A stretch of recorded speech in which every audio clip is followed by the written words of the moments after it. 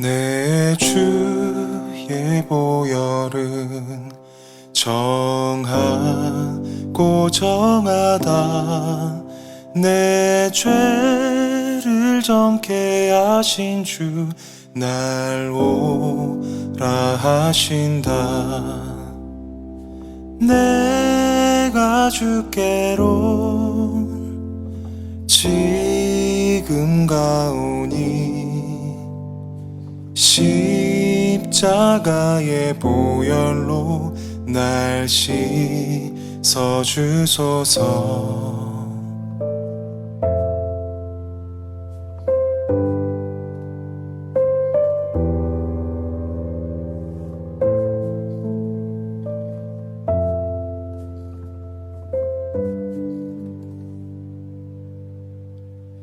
큰 죄인 복받아 살기를 얻었네. 한없이 넓고 큰 은혜 베풀어 주소서. 그 피가 맘속에 큰 증거 됩니다. 내 기도 소리 들으사 다 허락하소서. 내가 주께로 지금 가오니 십자가의 보혈로 날 씻어 주소서.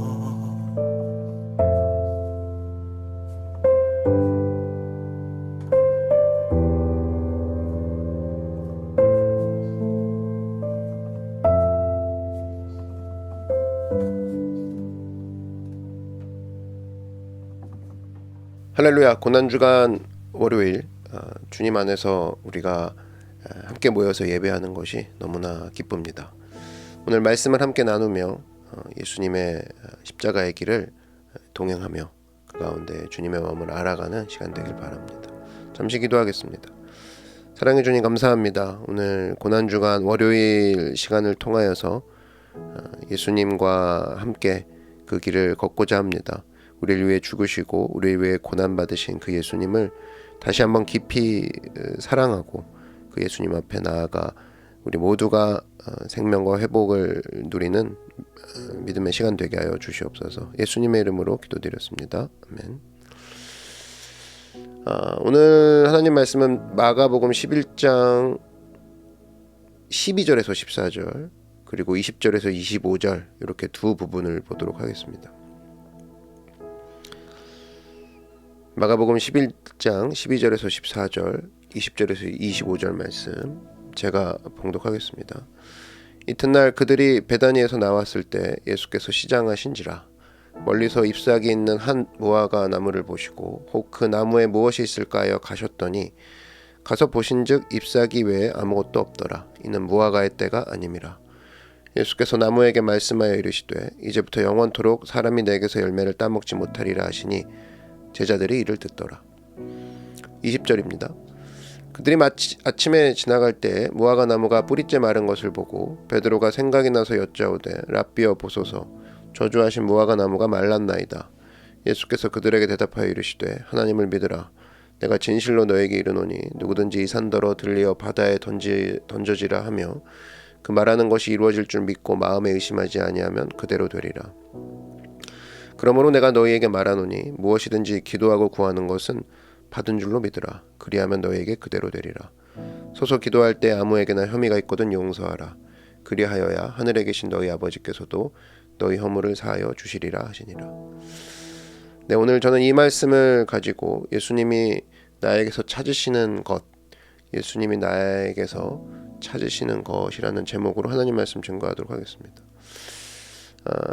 오늘 읽으면서 여러분 느꼈던 감정이 솔직히 뭡니까?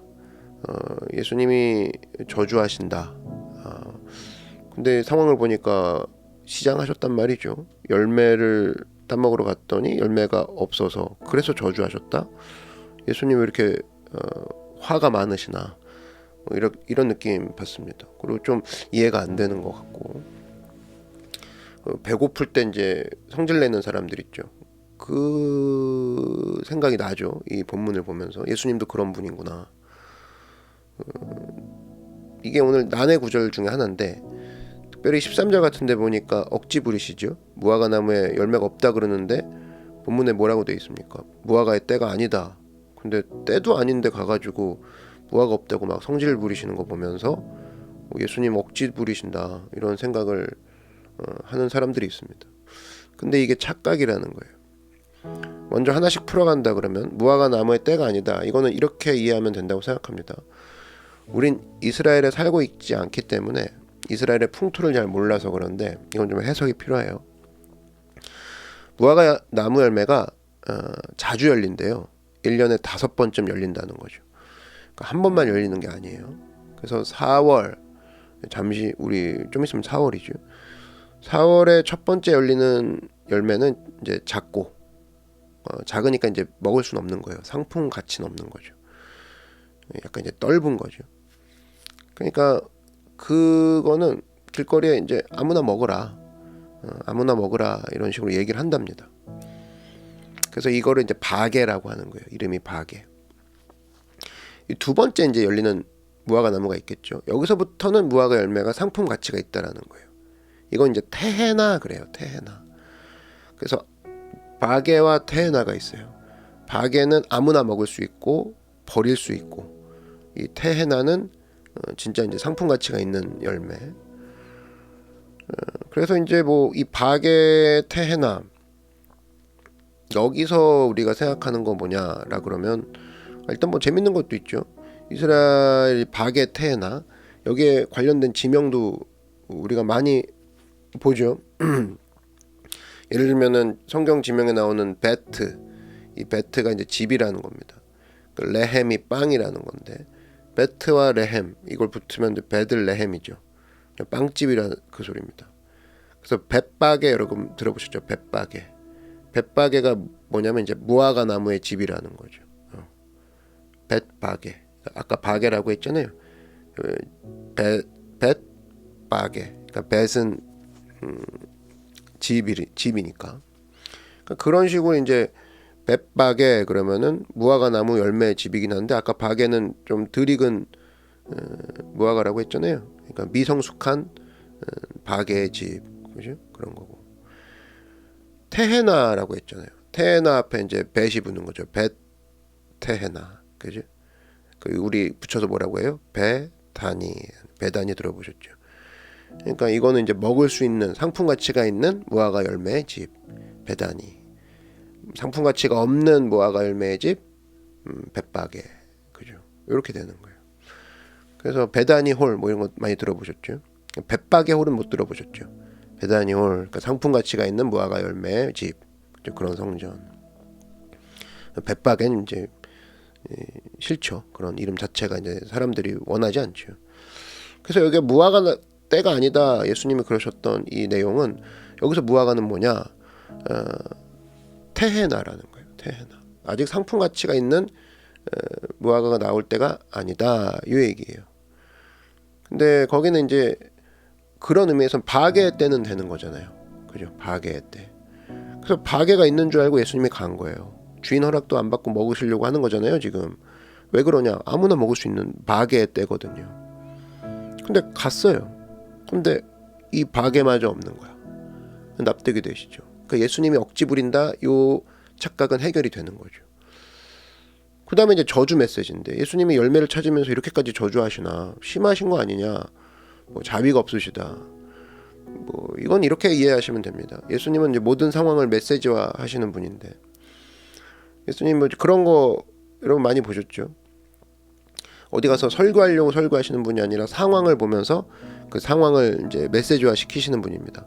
들에 있는 꽃을 보면서 메시지가 나오고, 참새를 가지고 메시지를 선포하시고, 이런 식으로 메시지화 시키시는 분이 예수님의 설교 방법인데, 지금 시장하셔가지고 바게를 찾았단 말이에요. 근데 바게도 없다라는 거예요. 그러다 예수님이 퍼뜩 생각나시는 게 뭐냐면, 신앙인에게는 열매가 필요하다. 요 메시지를 증거하고 싶으신 거예요. 그래서 오늘 이 배경을 가지고 열매를 맺는 것이 중요하다, 요 메시지를 증거하시려고 하는 거죠. 그런 상황인 거예요. 근데 이걸 가지고 여러분 메시지를 증거하는 예수님을 포인트를 맞추지 못할 때 뭐 이런 거죠. 나무의 권리를 보장하라, 뭐 저주하신다, 뭐 이러면 할 말이 없겠지만, 여러분 뭐 사실 나무는 미물 아닙니까? 미물을 통해서 우리에게 주시는 메시지, 그 메시지가 나무를 위한 게 아니죠. 그러니까 하나님 백성들을 위한 메시지를 하시려고 한단 말이에요. 신앙의 열매가 중요해, 요게 메시지인데, 다음 예수님이 이제 베드로가 말라 죽었네요. 그러니까 해석을 해주시죠. 이제 그럼 이제 해석이 이제 진짜 중요한 거죠. 해석이 훨씬 더 중요하다고 생각하는데, 신앙에는 열매가 있어야 되는데 이 열매가 바로 뭐냐는 거예요. 그러면서 그 뒤에 하시는 예수님의 말씀에 대부분 포인트를 거기에 맞춰야 되는데 요 앞에서 다 놓치더라는 겁니다. 자, 예수님이 무슨 얘기를 하시냐? 신앙의 열매가 중요해. 말라 죽었습니다. 그럼 열매가 뭔지를 알려주마. 그 뒤에 뭐라고 하시냐? 그 열매는 바로 믿음이라는 거예요. 신앙의 열매, 그 열매가 바로 믿음이다. 예수님은 요 얘기를 하고 싶으신 거예요. 요 얘기를. 우리는 이제 열매에 대한 내용을 이제 얘기해 보면, 열매 대부분 그러면 실천이라고 생각합니다. 행위. 근데 예수님이 말씀하시는 거 잘 보면 실천이 아니라, 여러분 인간은 행위에도 중독될 수 있는 게 인간이잖아요. 실천보다 더 근본적인 개념이 있는데, 신앙의 열매는 바로 뭐냐? 믿음이라는 거예요. 믿음. 그래서 22절 23절에 드디어 예수님이 이 열매를 저주한 듯한 이 메시지의 핵심이 나오죠. 요 얘기를 하고 싶으신 거죠. 예수께서 그들에게 대답하여 이르시되 하나님을 믿으라. 그죠? 그러니까 지금 열매가 필요해, 그 얘기하시고 바로 이어서 하나님을 믿으라, 요 얘기를 붙여서 얘기하시잖아요. 그러면서 내가 진실로 너에게 이르노니 이 산더러 들려 바다에 던져지라 하며 그 말하는 것이 이루어질 줄 믿고 마음에 의심하지 않으면 그대로 되리라. 그러니까 믿음이 있어야 된다, 이 얘기입니다. 그래서 우리는 성장하면서 그 믿음이 자라야 된다, 요 얘기를 예수님은 하고 싶어요. 하고 싶으신 거라고. 신앙의 열매가 실천인 줄 알고 행인 줄 알고 생각했던 사람들에게 야, 신앙의 열매는 믿음이야. 믿음으로 일해야 돼. 요 얘기를 하고 싶으신 거죠. 근데 많은 사람들이 이제 반대로 생각하죠. 열매 그러면 이제 신앙의 열매 실천 아니야? 이런 얘기합니다. 아니라는 거예요. 믿음이라는 겁니다. 그러니까 믿음이란 열매가 있으면 그 뒤에 나타나는 현상들이 이제 결과죠. 결과가 어떻게 보면은 실천으로 나오고 행동으로 나오는데, 우리는 이제 결과를 열매로 생각하니까 혼돈이 오는 거죠. 그랬을 때 믿음을 가지면 어떤 행동이 나오고 믿음을 가지면 어떤 실천이 나오게 되느냐, 그 믿음이 중요한 거니까 예수님이 두 가지로 얘기하고 있는 거예요. 기도가 있고 용서가 있다라는 겁니다. 믿음을 가지면 행동이 나올 수밖에 없는데 기도라는 행동이 나오고 용서라는 행동이 나온다. 24절 보시면 갑자기 기도에 관한 이야기를 하시죠. 그러므로 너희가 너에게 말하노니 무엇이든지 기도하고 구하는 것은 받은 줄로 믿으라. 그럼 기도가 뭡니까? 믿음의 결과라는 거예요. 기도는 네가 하고 싶다고 되는 게 아니라 믿음이 있는 사람이 기도하는 거 아니겠냐. 그래서 믿음이 중요해라는 거예요. 그래서 여러분 뭐 우리가 이제 혼용하죠. 믿음 생활한다. 이건 사실은 뭐 기도 생활한다 그 얘기랑 똑같은 거 아닙니까? 믿음이 굳건하다 그 얘기는 뭐예요? 기도 많이 한다 그 얘기죠. 다르지 않다라고 봅니다. 어떤 목사님이 믿음 있는 목사님이야. 그러면 뭐 기도 많이 하는 목사님이다 그 얘기죠. 기도 안 한다는 건 뭐가 없는 거예요? 믿음이 없는 거예요. 기도라는 행동이 없는 건 믿음이 없다라는 겁니다. 그래서 예수님의 믿음이 중요한 거죠. 그래서 이 믿음은 가장 중요한 열매고 가장 먼저 돼야 되는 열매다라는 겁니다. 그래서 그 다음 나오는 게 용서죠. 믿음을 갖고 있으면 뭐가 나오냐? 용서를 하게 돼 있다는 거예요. 그러니까 재밌죠? 믿음을 갖고 있으면 하나님께 기도가 나오고 사람에게 용서를 하게 돼 있다는 겁니다. 그래서 25절에 갑자기 느닷없이 용서 얘기를 하시죠. 근데 서서 기도할 때 25절 아무에게나 혐의가 있거든 용서하라. 기도와 용서가 이어지죠. 믿음을 얘기하시다가 그다음에 기도 얘기하신 후에 25절엔 그 단어가 다 나오죠. 기도와 용서. 그래서 그리하여 하늘에 계신 너희 아버지께서도 너희의 허물을 사하여 주시리라. 이게 믿음이 있으면 기적 같은 일이 벌어지는데 갑자기 절망 가운데서도 하나님께 기도를 하게 되죠. 이게 기적 같은 일이죠. 또 하나 보통 인간들이 하기 힘든 일 뭐냐? 용서를 하게 된다는 겁니다. 용서. 이게 뭐 남한테 용서해라 이거는 쉽죠. 근데 나한테 해코지 한 사람을 내가 용서한다? 이거 뭐 쉽지 않죠. 이건 뭐 거의 불가능한 얘기입니다. 불가능한 얘기고 이걸 내가 할 수 있다? 이거는 내 능력이 아니라 하나님의 능력이라는 겁니다. 실제로 이런 거죠. 어떻게 용서할까라고 했을 때 용서가 안 된다라고 한다 그러면 그 마음엔 그거죠. 하나님 내가 해결하겠습니다. 제가 하나님 일하시는 건 도저히 못 참겠습니다. 너무 느리시고 뭐 제 억울함을 못 풀어주실 것 같고 제가 어떻게 해서든 이 상황을 해결할 건데 일단 그것이 용서가 안 됩니다. 이런 거죠. 근데 진짜 용서다라고 했을 때 용서는 되게 많은 것들을 갖고 있죠. 용서는 하나님이 이것들을 다 알고 계시다. 그리고 하나님이 보상해 주실 것이다.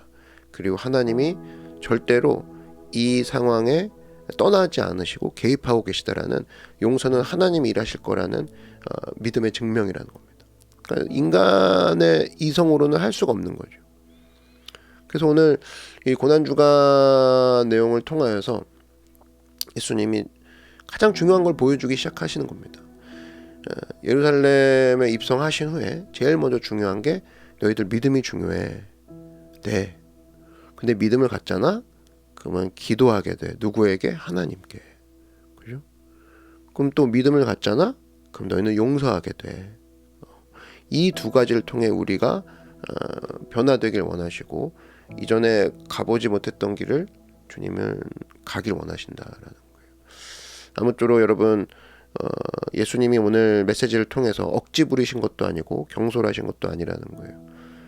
믿음의 열매를 거두길 바란다라는 이 하나님의 마음을 읽고 또 하나님의 말씀 가운데 우리가 나도 그렇게 되기 원합니다. 믿음 가지고 기도하고 용서하는 사람 되기 원합니다. 이 모습으로 우리가 설 수 있도록 출발하는 그런 고난주간 되기를 바랍니다. 잠시 기도하겠습니다. 사랑해 주님 감사합니다. 예수님 우리에게 보여주신 가장 중요한 것이 믿음입니다. 십자가의 길을 걷기 시작하는 그 첫 번째 날에 주께서 믿음을 강조하신 거 우리 잊지 않기 원합니다. 기도와 용서가 터져 나오는 사람들 되게 하여 주시고 이것을 통해 그리스도께서 우리에게 보여주신 것들을 소중히 지키며 나아가는 기도와 용서의 사람들 되게 하여 주시옵소서. 감사 찬양드리며 예수님의 이름으로 기도드렸습니다. 아멘. 할렐루야. 오늘 여러분 뭐 숙제인데 마가복음 11장 전체를 한번 쭉 읽어보십시오. 그래서 마가복음 11장을 통하여서 예수님께서 어떤 마음으로 또 우리에게 얘기하고 계신지를 오늘 말씀을 생각하면서 다시금 보면은 더 진한 그런 사랑의 은혜가 있을 줄 믿습니다. 고난주간을 통해서 그리스도와 함께 동행하는 우리 모든 성도님들이 되길 바랍니다. 내일 또 뵙도록 하죠.